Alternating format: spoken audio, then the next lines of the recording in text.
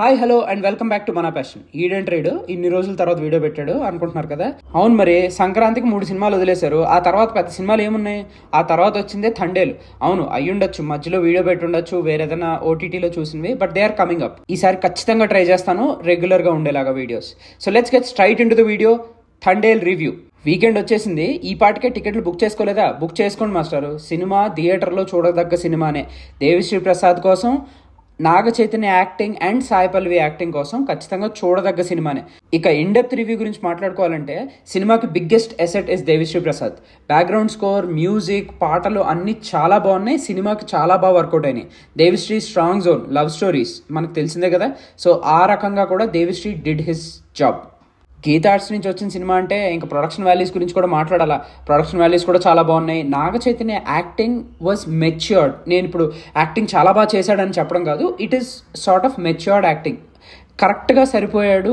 ఆ కుర్రతనం ఇదంతా కాకుండా ఒక మెచ్యూర్డ్గా యాక్ట్ చేశాడు. అలాగే Sai Pallavi as always delivered to the shot. Sai Pallavi కోసమే క్యారెక్టర్లో కొన్ని ఇలాంటి ప్లాట్ పాయింట్స్ పెడతారా, లేకపోతే సాయి పల్లవినే ఎత్తుక్కుని ఇలాంటి స్టోరీలు, తనకు ఒక క్యారెక్టరైజేషన్, ఆ క్యారెక్టరైజేషన్కి ఒక స్ట్రెంత్ ఉండేలా సెలెక్ట్ చేసుకుంటుందో తెలియదు కానీ, but it's a good choice actually.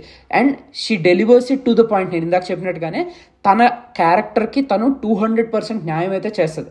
సినిమాకి బిగ్గెస్ట్ ఎసెట్ నేను ఇందాక చెప్పినట్టుగా నాగ చైతన్య అండ్ సాయి పల్లవి అయితే వాళ్ళిద్దరి మధ్యలో chemistry is the next best thing.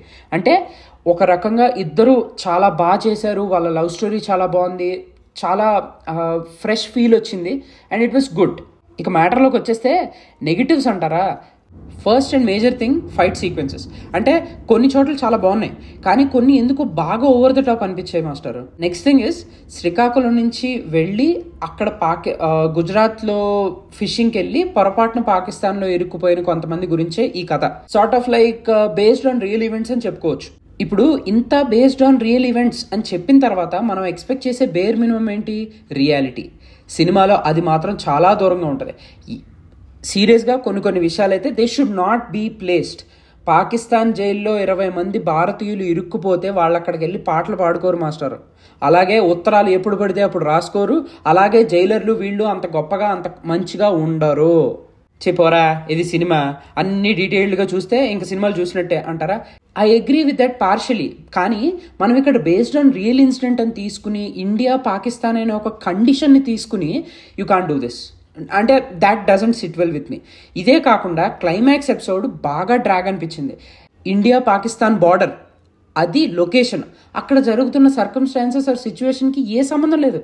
అసలు ఏంటంటో జరుగుతూ ఉంటుంది అక్కడ. ఎందుకు సార్ కట్ చేసేసి అంటే షార్ట్ అండ్ చేసి ఎండ్ చేసేసి ఉంటే ఇంకా బాగుండేది అనిపించింది. నాకైతే ఫస్ట్ హాఫ్ చాలా బాగా అనిపించింది అండ్ కొన్ని episodes in the second half like fight sequences కానీ అక్కడక్కడ కొన్ని బిట్స్ అండ్ పీసెస్గా బాగున్నాయి.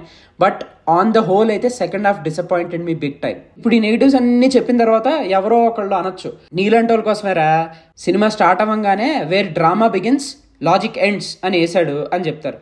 కానీ లాజిక్ ఎండ్ అవ్వచ్చు, బట్ రియలిస్టిక్గా తీద్దాము అనుకున్న మూవీస్లో లాజిక్ ఎండ్ అవ్వకూడదు.